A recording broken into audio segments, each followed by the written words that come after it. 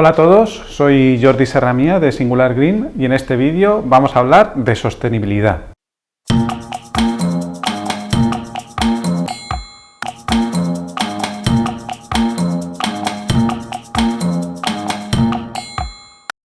La sostenibilidad, esa palabrota. Sostenibilidad. Desde más o menos 2005-2006, el adjetivo sostenible se ha convertido en una cualidad imprescindible para cualquier cosa que se hace. Si tú te compras una televisión y es sostenible, tú te compras un coche y es sostenible, haces un edificio y es sostenible, los jardines verticales son sostenibles.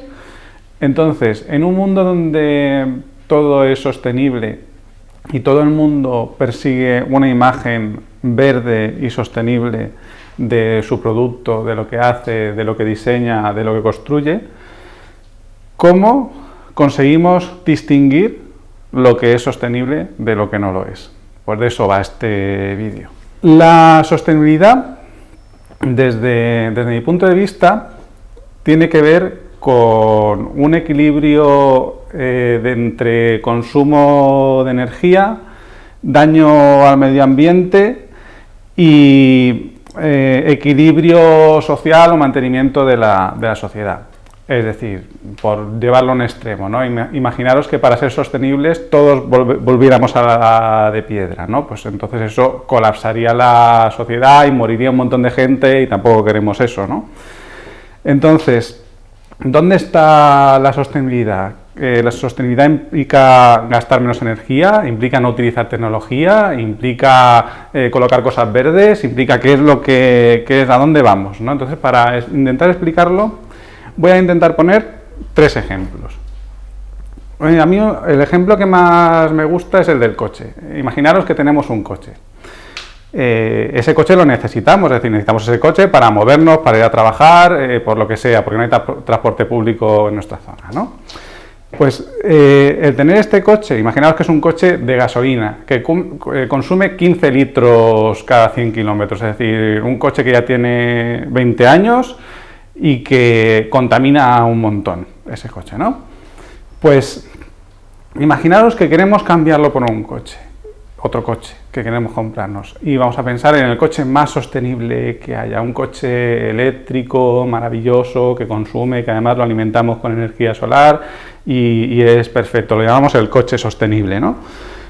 Pues resulta que si nos ponemos a hacer números, siempre va a ser más sostenible y más económico el coche que tenemos irlo arreglando, es decir, se nos rompe, lo arreglamos, aunque consuma 15 litros a los 100, aunque tire mogollón de CO2 a la atmósfera, en nitrógeno, arreglar ese coche siempre va a tener muchísimo menos impacto medioambiental que no comprar un coche eléctrico nuevo. ¿Por qué? Porque toda la energía que se ha invertido en crear ese coche contamina muchísimo más que todo lo que podremos contaminar con 5 coches de los que contaminan un montón que seguimos manteniendo. Entonces ese es el primer ejemplo de sostenibilidad, ¿no? A veces conservar lo que tenemos y no comprar algo nuevo que ha conllevado muchísima energía hacerlo sería la primera lección.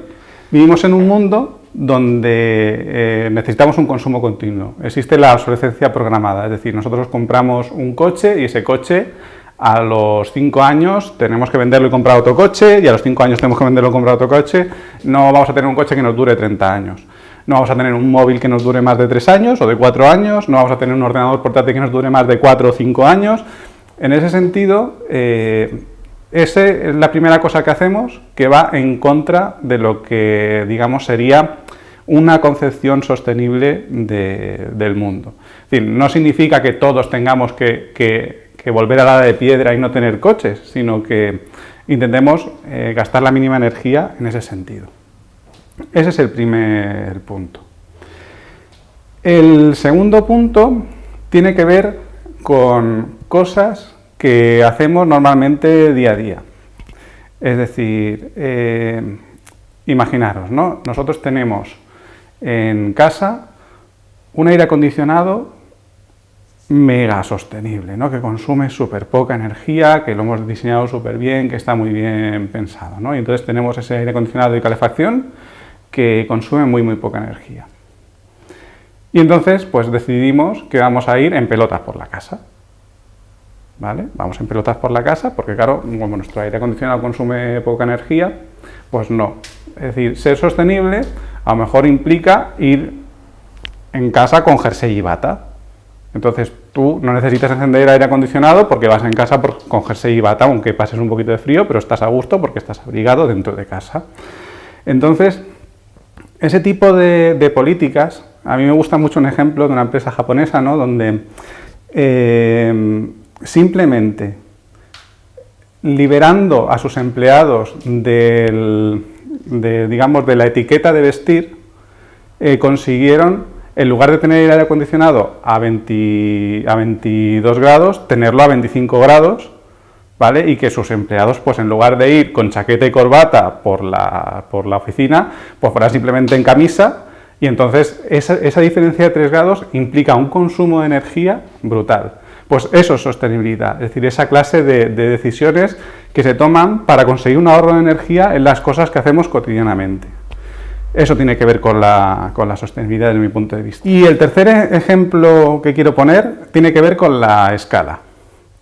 Es decir, y tiene que ver con la arquitectura. Imaginaros que hacemos una casa unifamiliar, ¿vale? Un chalet. Y lo hacemos el chalet más sostenible del mundo. Es decir, imaginaros con certificado Passive House, LEED y BREEAM, todo junto a la vez. Es decir, es una casa que prácticamente no consume energía de calefacción, está hecha con materiales reciclados. Es decir, imaginaros lo más sostenible que os podáis imaginar de una vivienda unifamiliar. Pues resulta que esa vivienda unifamiliar, que eso es súper mega hiper sostenible, es muchísimo más contaminante que cualquiera de los pisos donde vivís en vuestra ciudad. ¿Por qué? Ostras, ¿y eso? ¿Por qué esa casa no es sostenible y el piso donde vivo sí? Pues por una cuestión de infraestructura social e infraestructura de comunicación. Para que esa casa unifamiliar que está a las afueras de la ciudad funcione, necesita que le llegue una carretera, que le llegue electricidad, que le llegue agua, que la persona va y vuelve en coche, porque como es una vivienda unifamiliar no tiene suficiente densidad como para que haya transporte público. Y donde vives tú, que es en un piso, resulta que ha habido que invertir muchísimo menos en comunicaciones, en electricidad, en agua, y además te puedes mover en transporte público, con lo cual no importa lo sostenible que ha sido esa casa unifamiliar, el hecho de vivir en una ciudad te convierte en una persona muchísimo más sostenible que la persona que vive en un chalet, aunque ese chalet sea maravilloso. Entonces, a veces la sostenibilidad no está en las cosas, sino está en cómo pensamos globalmente. Entonces, creo que con estos 3 ejemplos puedo explicar un poco qué es la sostenibilidad. Entonces, dicho esto, esta es mi opinión sobre la sostenibilidad, pero soy consciente de que es un tema debate y es un tema controvertido. Entonces tenéis los comentarios, sois soberanos en los comentarios para empezar a hablar y comentar, y cuando hayamos leído todos los comentarios y todo eso, si queréis volvemos a hacer otro vídeo y comento así un poco lo que opina la comunidad.